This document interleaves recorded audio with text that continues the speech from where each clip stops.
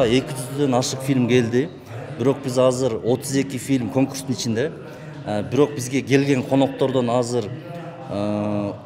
12 адам келди болуп катышып атат. Жеңүүчүлөрдү бул биздин калыстар тобу, жюрилер өздөрү көрүп чыгышат.